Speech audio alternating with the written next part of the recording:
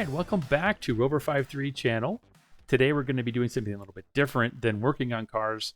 I'd like to start spending some time talking about the R53s that I've had the pleasure of owning, and I'll be doing this walk around series, as I call it, kind of as a storytelling uh, history of all the cars that I come in contact with, whether I own them or not. All the ones that I have so far to show you are ones that I've owned and either passed on or still have. So we'll get to a lot of these cars over the next coming year. The first one that I wanted to show was a very special R53 to me because it was my first one, and it's this red one right here, a 2006 factory John Cooper Works chili red over tartan red, white roof, white bonnet stripes, white S-Light wheels from the factory. Very iconic, and I'm glad to have had this R53 as my very first one, although it almost was not my first Mini, but I'll get to that in a minute. And we're going to go through pictures and video that I have of these cars. Some of this video I have is 5+ years old, so it should be interesting just to put this all together. I just kind of wanted to archive it for you and give you an idea of my history with the R53 platform. That said, I hope you enjoy this walk around storytelling series of my old Mini Coopers and hopefully some future ones in here too. It should be pretty funny going over my old photos and videos. The quality is not going to be super great. I'll warn you on that, but it'll also be comical in some cases where I didn't really know what the heck I was talking about when I first got into these cars. So I'm looking forward to critiquing myself on some of these. In any case, I think they'll be informative for you if you're an R53 enthusiast like I am. All right, moving on to collection day, the day I was able to pick up the car from the previous owners. It's always a fun time. It's always, really exciting to get a car for the first time. This one especially, just because I had really no idea what I was getting into when it comes to the R53 chassis. I knew there were, very special cars overall, but I really just didn't have a scope and understanding of what these cars are really all about. I was soon to find out. This is a picture from the day that I picked it up, and I think we met at a bank or something, and I made the paperwork transfer and everything with the customers. An elderly man, very nice. He had another car collection, and it was nice to buy a car from somebody who really appreciated that car as a car collector. But as I mentioned before, this was not intended to be my first Mini Cooper. I actually had already ordered a 2021 John Cooper Works 6-speed manual, Rebel Green, over the malt brown interior. I really wanted to have a green over tan car. I wanted to order it from the factory and wait for it on the boat and all that fun stuff that they talk about. And the R53 actually came along during the course of the cars being built, and so I had this idea that I was going to have this perfect daily driver Mini with the 2021 F56 series car. And I don't know why I was checking Craigslist, but the ad popped up for the red R53, and I immediately went to look at it because it was nearby. And so I went to the gentleman's house and looked at it and kind of fell in love immediately, and ended up buying the R53 Mini before the F56 JCW even was completed and left port in Oxford, England. So it was kind of interesting to actually get an R53 before my F56 even arrived. I will say that the ordering experience with the motoring advisor and going up to the dealer and getting a car brand new from Mini was quite the experience, and I really enjoyed that part of it. Unfortunately, the F56 chassis just was kind of numb to me. I'll do a whole nother video about this car. I didn't have it very long, maybe 9 months or so. I can't quite remember, but it's less than a year. And once I got entrenched in the R53s, I think there was no turning back. And having a modern Mini, although probably a little more practical, it just didn't, grab me and hold me like the R53s do. So let's get back into my first chili red car here, and we'll talk about the interesting facets of this particular example. One of the great things about the R53 is the variability in the builds that people did with these cars. A lot of personalization happened back then, something that's kind of lacking in today's cars, I think. And I just love seeing different examples of R53s. This is a great one here where somebody chose to get the red chili red dashboard. They got the chili red door cards with it, of course, tartan red panther black seats, and the chrome interior chrome line trim. So there's a lot going on. We've got silver, we've got chrome, we've got black, we've got red, and it's a lot to take in. But I really appreciate the depth that and the variability that was afforded to us by Frank Stephenson and the design team for this car. It almost reminds me of when I was a kid and my dad had a 1930 Model A Ford when I was growing up, all through my childhood, and those cars came with the gas tank right in front of you had it was painted to match the car. So I kind of had that feeling here too, where we have a painted dash which matches the exterior of the car. And I really appreciated when I first drove it. Just like there's all this stuff to look at besides the road, of course, and aside from the obvious things like a center mounted speedometer, which is pretty unconventional. I think there's just so much to look at, and every time you get in the car, it's kind of a new experience all over again. And especially ones like this where you've got color everywhere. I really enjoy these interiors. Moving up to the top of the car, we see the fairly ubiquitous pan roof or panoramic sunroof, basically two glass panels that can go up. The not so common item on this car is the anthracite headliner, which I really like. It's almost a must for me, and you can see it nicely contrasts with the black and red interior on this example. If you weren't already aware, both of those screens do retract by grabbing that little thumb tab there, and you can roll them back towards the dome light, both the front and the back. And then, of course, you can pop up the front windscreen like a sunroof on most BMWs. You just press the button, it'll pop up, and then you can keep going with the slider to slide the actual roof open. Problem is with this arrangement in a state where I live, like Arizona, it's extremely hot and sunny, and there's really no hiding from the sun because you don't have a way to block it completely. So those screens really don't do a whole lot. In fact, here's a picture of my mother squinting as the Arizona sun beats down on the poor car. Happy birthday, Mom. She turned 90 on the day of this video release. And by the way, I think there was a time where you could actually buy inserts to go inside those sunroof portions and block off the sun. I haven't seen any for a long time, but it's just one of those interesting quirks about the R53 sunroof cars. I did get a few dollars back from not choosing the sunroof, but it wasn't really much to speak of. Fortunately, even back when they were building the R53 in 2002, 2006, the sunroof delete was an option. So I tend to look for those cars myself, and I've had quite a few over the years. I wouldn't, hesitate to get a good sunroof car, there's no question, but I do tend to gravitate towards the sunroof delete slick top cars, as we call them.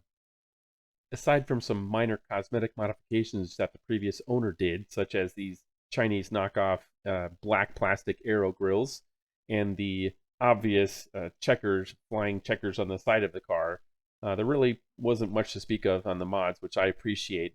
And thankfully, the engine bay was no different.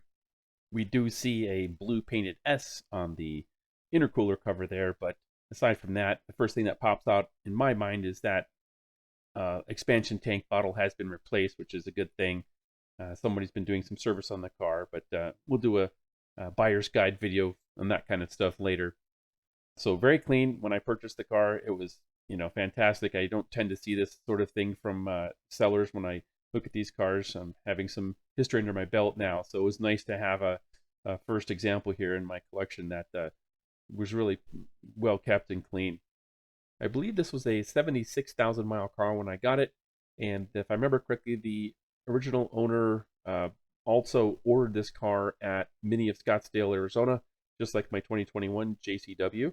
So that's kind of cool.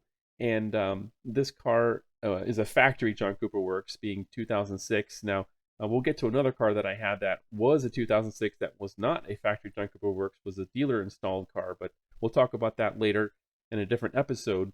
But usually the factory cars will not have a red dot on the cylinder head. So this one didn't have it, and showing that 2AT3AL code in your build sheet will also show you that you've got the limited slip differential and the John Cooper Works 210 horsepower kit.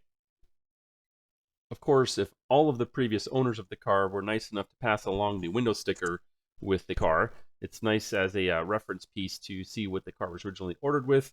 And of course, the first thing our eyes go to on this is combo number 6, John Cooper tuning kit for $6,300 US.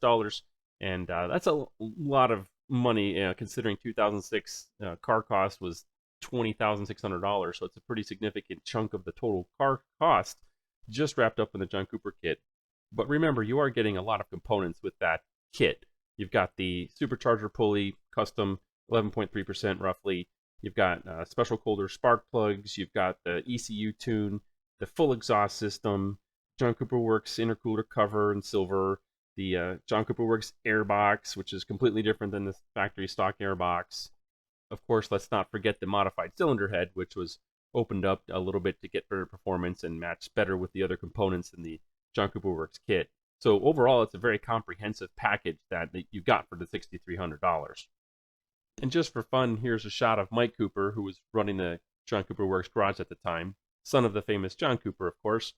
And I assume that these guys with him here helped him put together the John Cooper Works kit that went out to all the dealerships. And it looks like you've got all of the parts and pieces in one box loaded up onto a pallet that were shipped out. Man, I'd sure like to have one of those complete kits in my parts collection. Speaking of parts collecting, this was my first Mini Cooper. It was also my entry into Mini Cooper parts collecting. You can see an ECS tuning receipt there.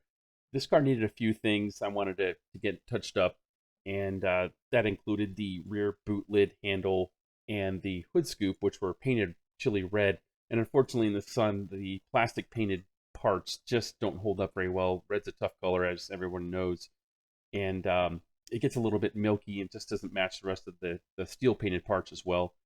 I also bought some new side mirror gaskets, which always crack and break down. Those are pretty easy to change out. And then we've got the new rear tail light. I believe the car might have had a broken rear third brake light or a modified one that had a white lens on it or something. So obviously I'm going back to stock on that. You can see some badges in there, and I think there's maybe some graphics in there, new stripes. I'm not sure what the other items are, but I can see the very interesting Mini Cooper R53 cup holder, and I bought that part right before I ended up getting rid of the car, unfortunately, and I gave it with the car away. And actually, I gave all these parts with the car, and that was kind of silly because that was probably one of the very last available Mini Cooper cup holders available from the dealer network. So they've gone up in price. They're sometimes $150 if they're in really good shape just to get a cup holder. A lot of people hate them. I happen to like them a lot. I use them for my cell phone holder. So they're really neat, and I think it's kind of the essence of the Mini Cooper charm. Here's a shot of my beautiful and loving wife on our first drive with the car, and I don't think she realized what she was getting into when I got this first Mini. There's already been, I think, since the time of this filming, 10 Minis since this one, and maybe another one coming tomorrow. So yeah, love you, babes. Thanks for putting up with me. All right, well, let's get into some video, which is really the essence of what I wanted to show here. We're already 13 minutes into a slideshow, so thank you very much if you've made it this far. So the actual walk-around video I have, I think I filmed in preparation to selling the car. Somebody was interested in seeing a walk-around before they purchased out of state. So I just made a few clips here, and I'll throw them up here in order and maybe do some overdubs on top of them to see if I said anything egregiously wrong. All right, here we are. Got both keys here, both missing emblems, of course. I'm going to take you around the car real quick. We're just going to do a quick startup, and then I'll do some around the car shots when we get outside. This car has not been started in approximately 7 days, maybe a little bit longer. So I'll get to see what happens here.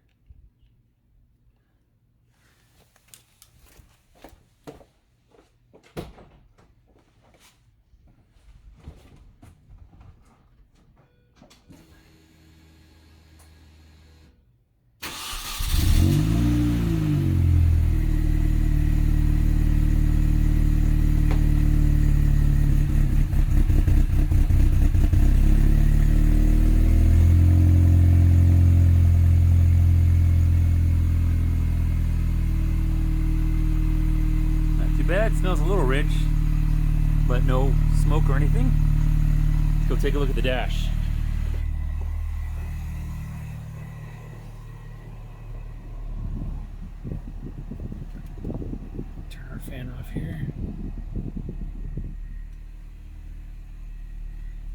Looks like my hatch is open. It's more likely the bonnet that's open, not the boot. Emergency brake light off.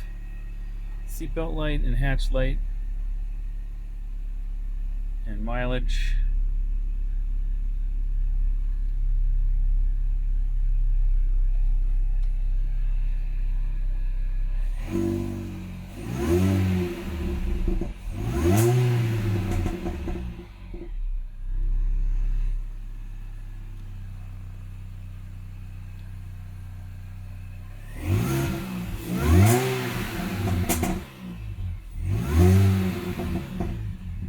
Good old overrun burbles there.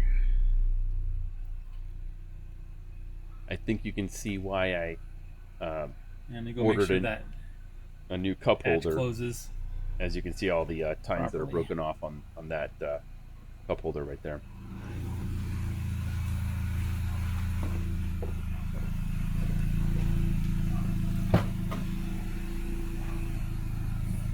While we're in here,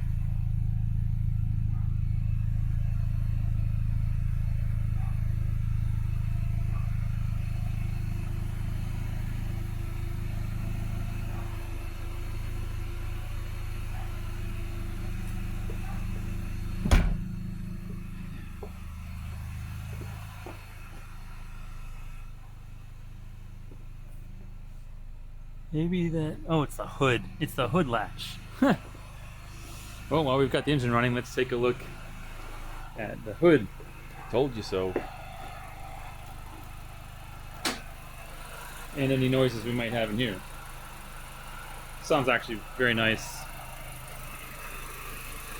Now, having had a bunch of these cars, I do know what to listen for, and just listening to this video, everything does sound pretty good. Right in this particular area, I would be listening for a timing chain tensioner issue, and it would be a little bit more clackety, I think, if the tensioner was getting a little weak.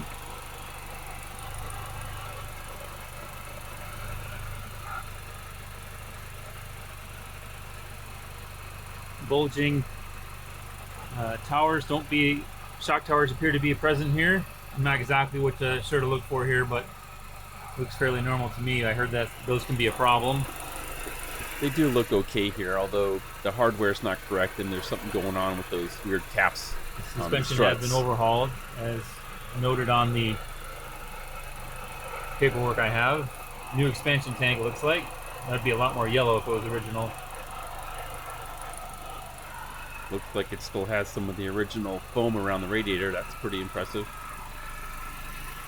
Checked the oil the other day, it was fine. Looks like most likely a new motor mount there, which I heard get really oily and drippy once they fail. And surprisingly, not a whole lot of black caustic gook on the frame rail there. All right, now let's see if we can get that light to go out.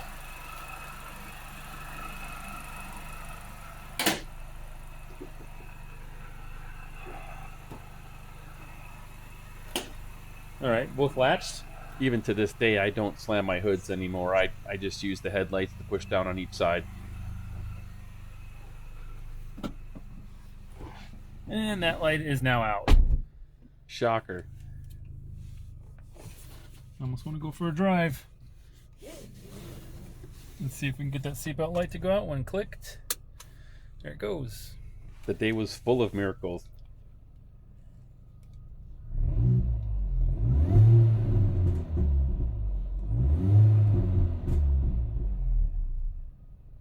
Alright, that's about it for startup. I'll do the next video with cosmetics. We'll start on the inside really quick while I had the door open. Previous owner has purchased the mini factory OEM rubber mats, which I love. I would have done the same. I do notice that on the clutch pedal side that these mats can work their way up a little bit and kind of change the feel of the clutch if it catches right there on the edge of the clutch. So I haven't had a chance to really look to see what I can do about that, but if these were anchored down, that would prevent them from sliding forward. But you just don't want them getting under the clutch because it'll change your return rate of the clutch if it gets caught. Brand new shift knob replaced by the previous owner. I was going to get a new shift or e-brake boot, due to a slight tear right here. Most of them do that. But it seems like all the used ones on the internet have the same tear. So a brand new one I think was in the $70 or $80 range. Didn't want to go there yet. Here's the crack I was referring to on the cup holder. Ah, that's why I bought the new cup holder. There. I'm sure that's a common point of problem, but that's the only reason I bought a new cup holder. Seats are in pretty good shape. Really, really minimal wear. This is the kind of leather that wears nicely. Because half of it's not leather, that's why. See if I can get some in the back here. And no one's ever sat in the back seat.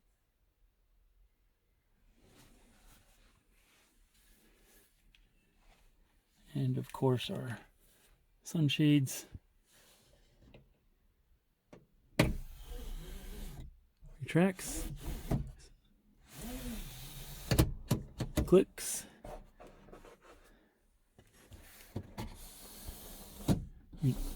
Retracts. And clicks. See if I can get a shot at the headliner here. Not much light to work with inside the garage, but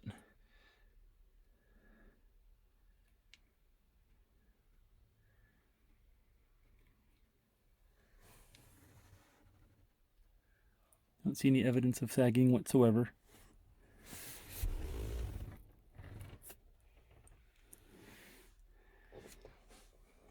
The love it or hate it armrest.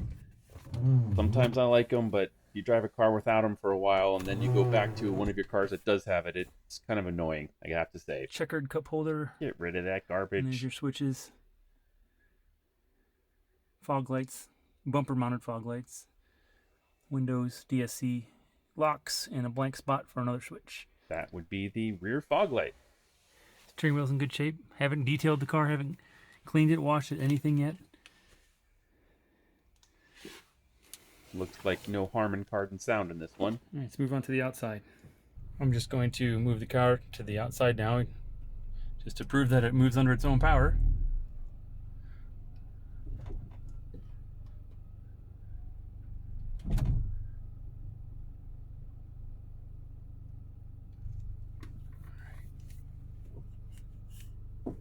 Shifter's nice and precise. Yeah, I love the long throws right. myself. Not everybody does, but I just do happen to like this. Very, very nice transmission for being a cable controlled transmission.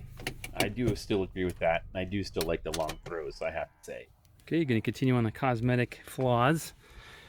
Starting with this divot right here. This looks like it's coming up a little bit too.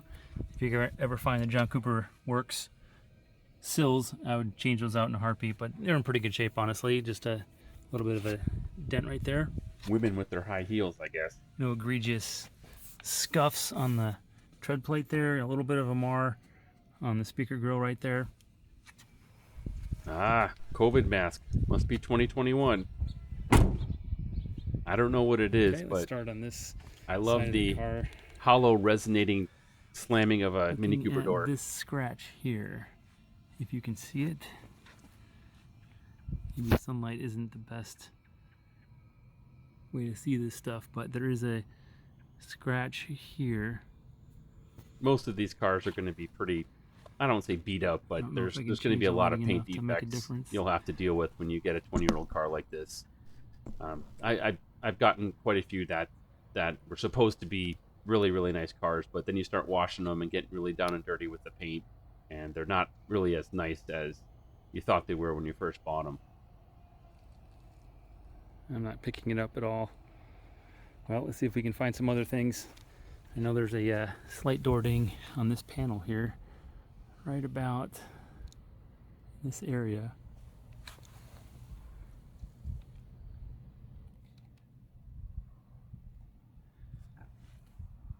Right here. This may be easier to photograph than video, honestly, because I can't hardly see it on the screen here.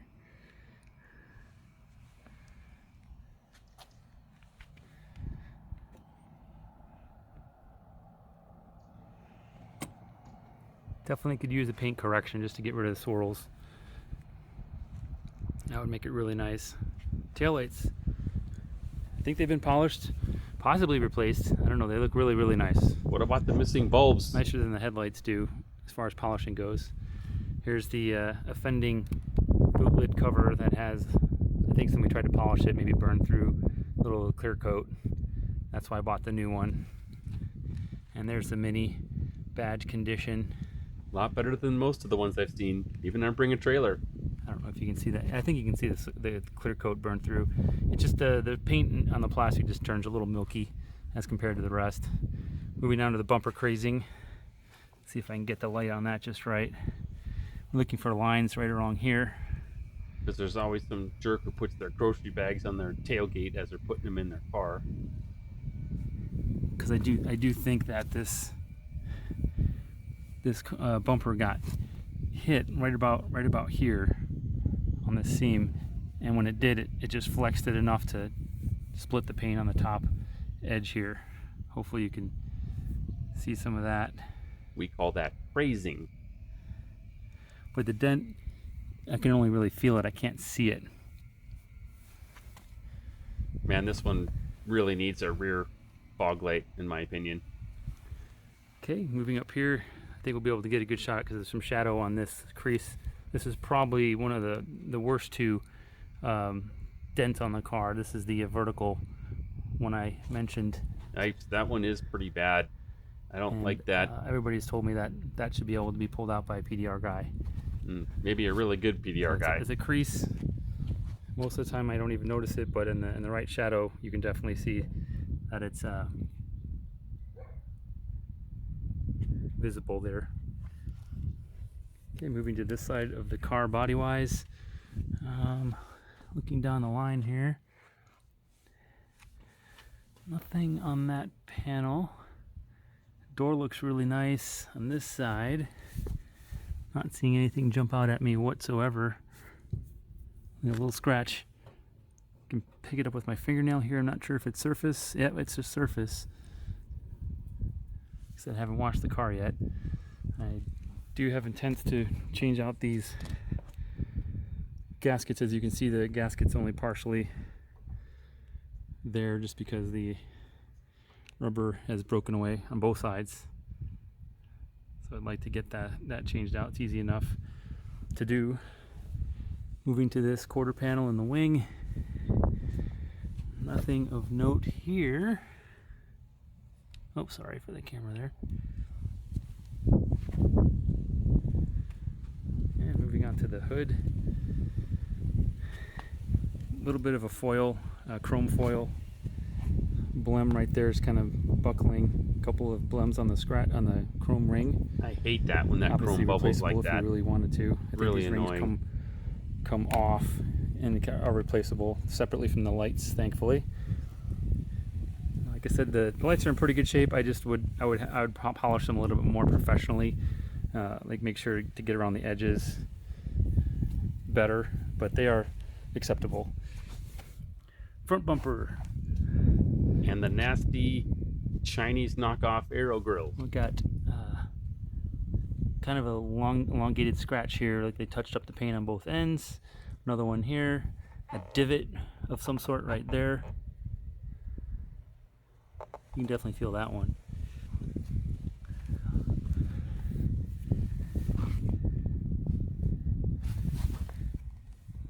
Typical 77,000 miles worth of front bumper, but honestly it's in pretty good shape. There's not a whole lot of front bumper damage at all, and I think a paint correction would probably get rid of a lot of that as well. Front badge.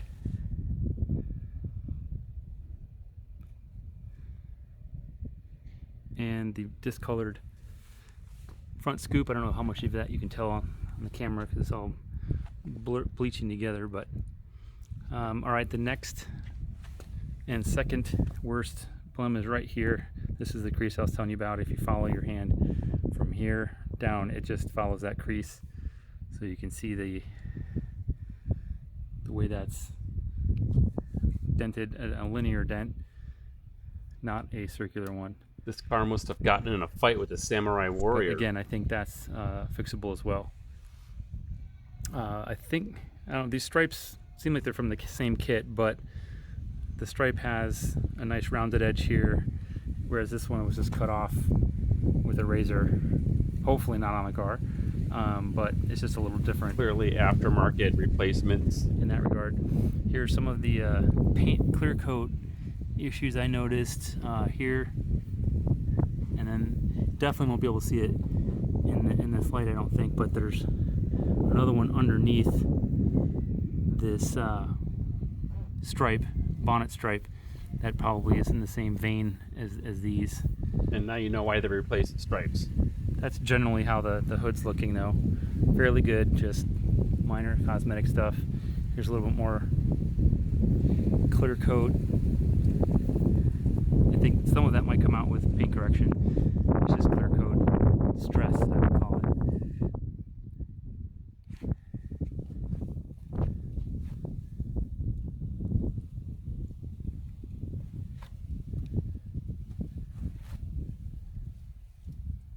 And the aftermarket grille. Alright, this is right front wheel. I think of all the minis I've had, this is the only one that had S lights on them, and it's kind of weird that they're pretty rare white ones too, white from the factory. And the right sides are the worst of the two pairs. Union Jack. Union flag, it's not on a boat.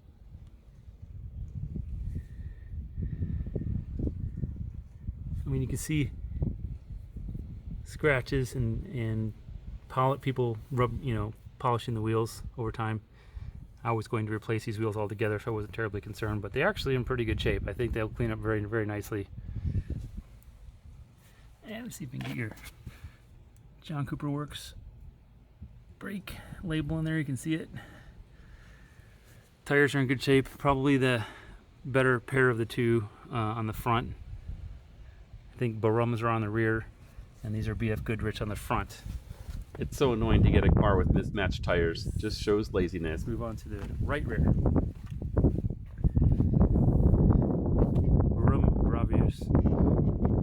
Bravurus.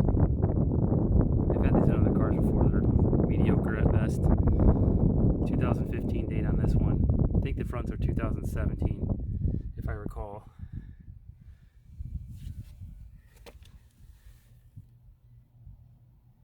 There we go. You can see a little bit of rash there. Again, not egregious by any means, but annoying. And a lot of this might even happen too with tire shops replacing tires that they don't know how to keep from scuffing them as they put tires on. A little bit of a ding here.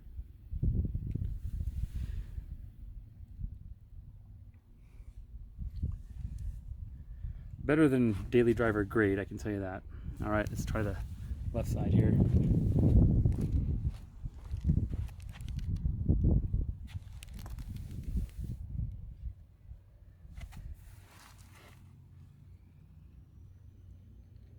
And a paint chip. No real rash on this side, as far as I can see. Here's your overall shot. They can look good, but man, white wheels are really difficult to live with, I think. Sorry if the lighting's not playing with us very nicely here.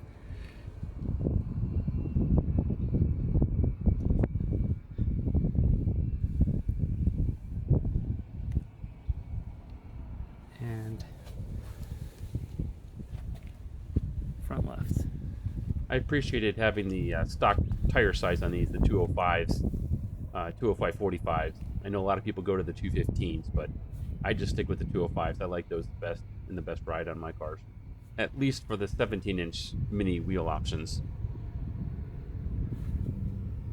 Can you imagine having a really dusty brake pad choice on these white wheels? My gosh, you'd never be able to keep them clean for more than one drive, maybe. I just like the simplicity of this color combo. White, red, black.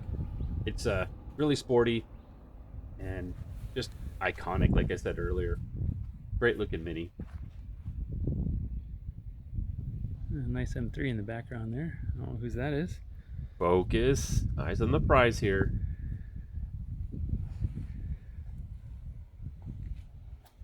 Quick walk around just to get the overview.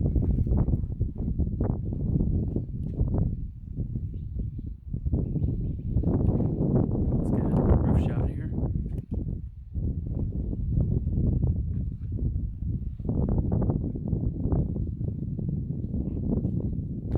Windshield's in pretty darn good shape, I have to say. For appearing to be original, there's very few rock chips or any kind of divots in here.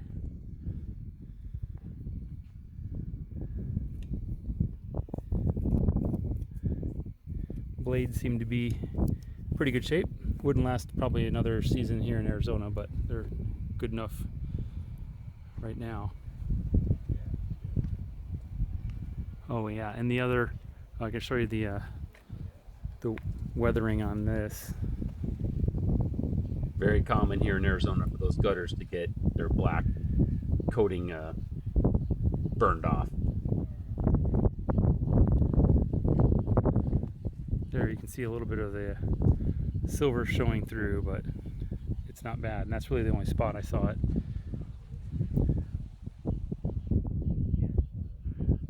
And then of course the rear third brake light needs to get replaced because the lens is missing. So I do have one of those on order if you would like to have me install that. I think it should be pretty easy with the JCW wing. It's a little bit harder on the standard ones, but for this one it's just 3 bolts and it should be able to come out pretty easily. That's not a JCW wing, by the way. That's the standard Mini Cooper S wing. And while we're here, I'll show you that the other mirror gasket is also perished on the top end, just like the other side.